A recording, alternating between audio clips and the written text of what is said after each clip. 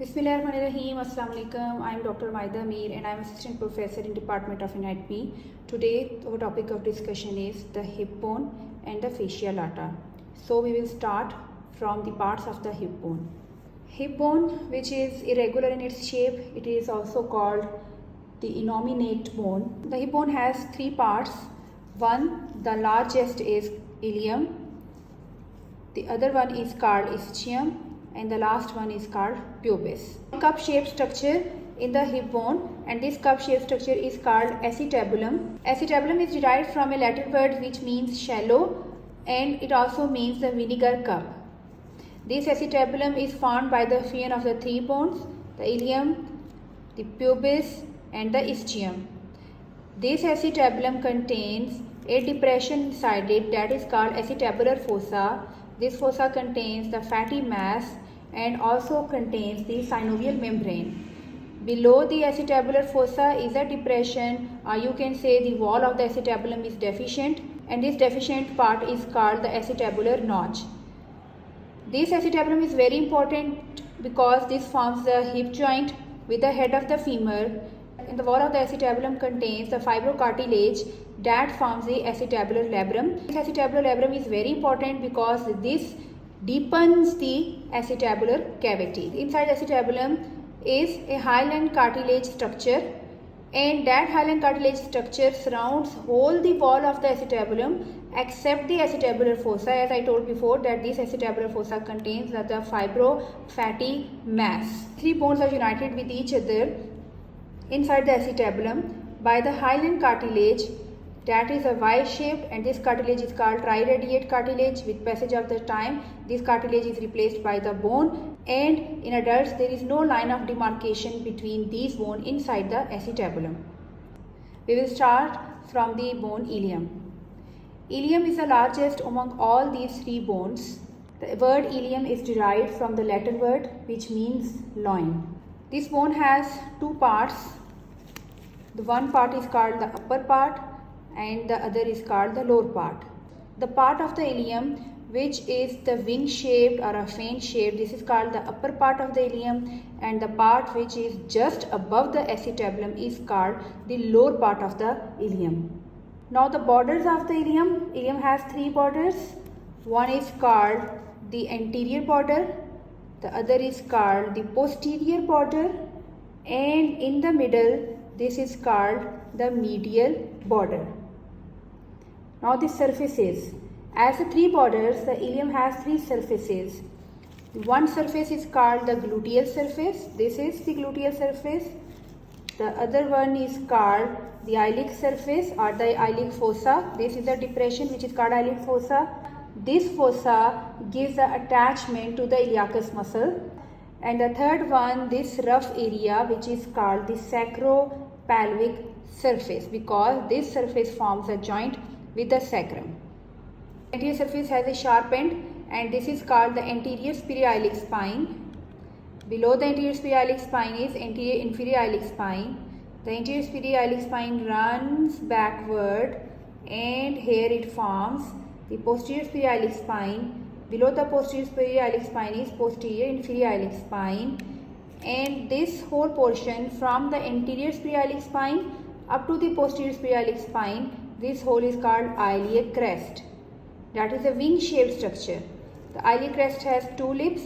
One is called the external lip and the other one is called internal lip. You can see it like this or like this or like this. So this whole is called the external lip, and this is called the internal lip of iliac bone or iliac crest.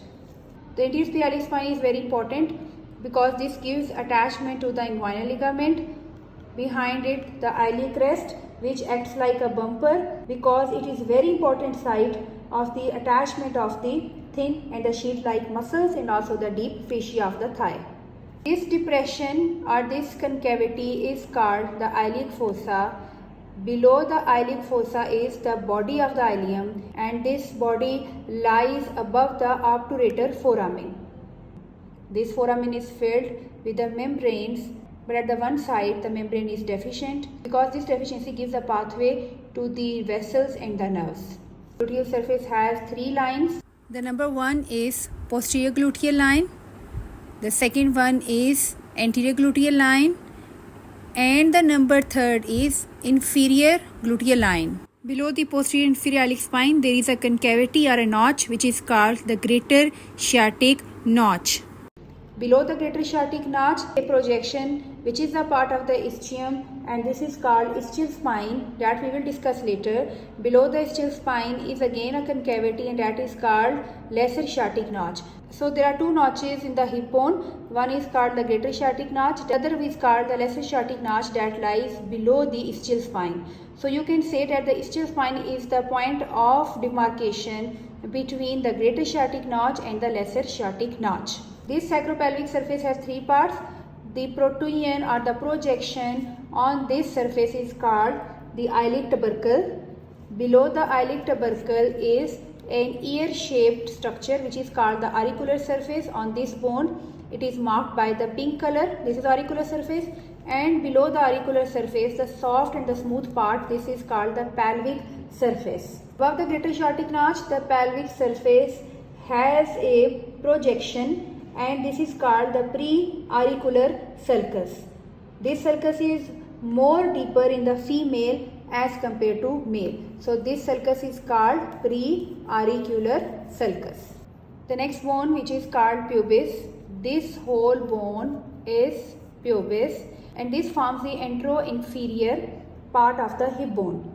This bone lies below the acetabulum and anterior to the obturator foramen. This bone has 3 parts.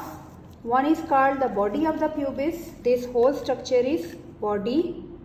The second is called the superior ramus of the pubis, and the other one is called the inferior ramus of the pubis. So you can say that the body lies between the superior ramus of the pubis and the inferior ramus of the pubis on this side, and on this side this whole is again the body of the pubis. So body of the pubis is this part.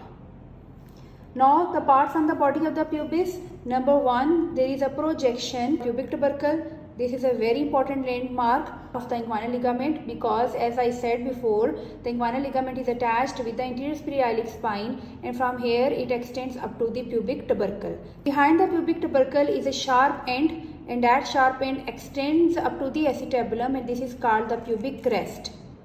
The interior surface of the body, which is rough, you can see its roughness over here, and the posterior surface of the body, which is smooth. This posterior surface forms the wall of the true pelvis, and this posterior surface is related to the urinary bladder.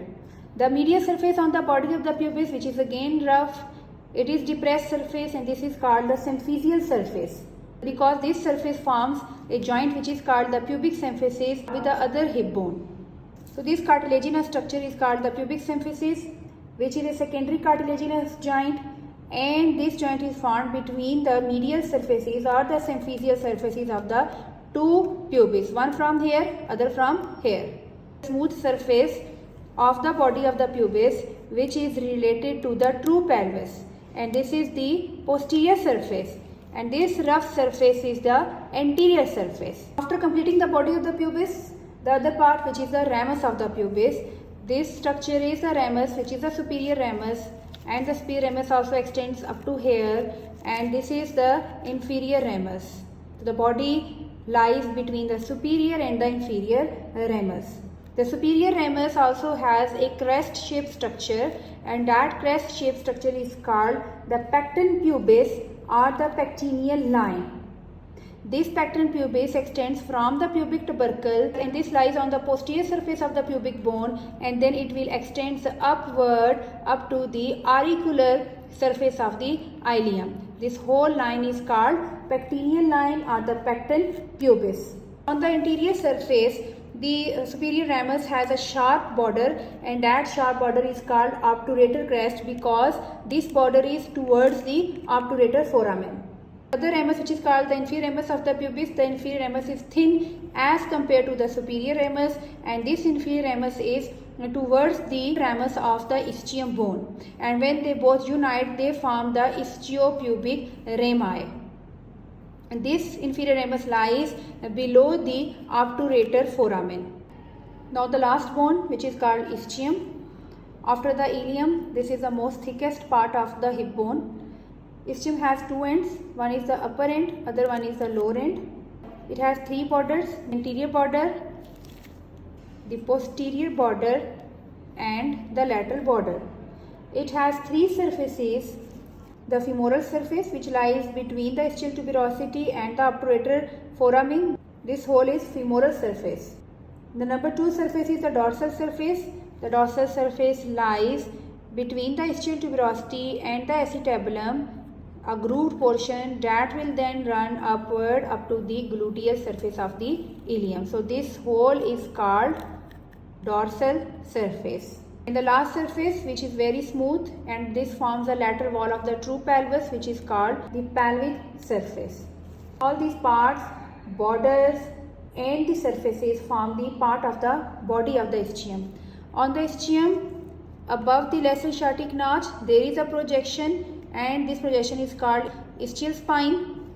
Below the ischial spine and at the side of the inferior sciatic notch, there is a rough portion, and this rough portion is called ischial tuberosity. This is very important clinically because in sitting posture, the whole body weight is on the ischial tuberosity, or you can say that the ischial tuberosity bear the body weight in sitting posture.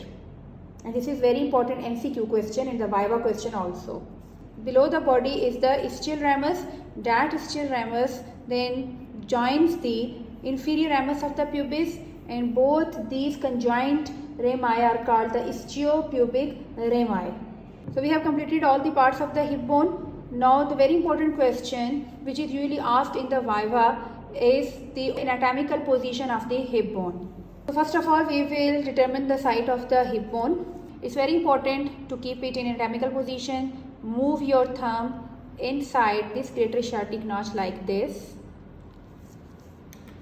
and curl your finger around the acetabulum and hold it like this.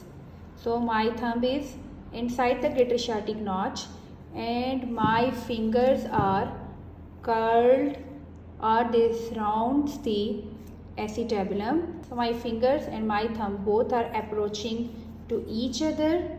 The acetabulum lies laterally here. The pelvic surface is inside. The anterior iliac spine and the pubic tubercle both are in a same plane. The iliac fossa or the ilium is directed upward. The obturator foramen is directed downward and medially. And this rough part, which is called the symphysis surface of the pubis, it is directed medially. This is the exact anatomical position of the hip bone. One thing which is very important in its anatomical position, that the anterior iliac spine and the pubic tubercle both should be in same plane, almost in same plane. The other very important and easy point, that move your thumb inside the greater sciatic notch and move your fingers like this, that they cover the whole acetabulum, and hold it like this. So this is the exact anatomical position of the hip bone.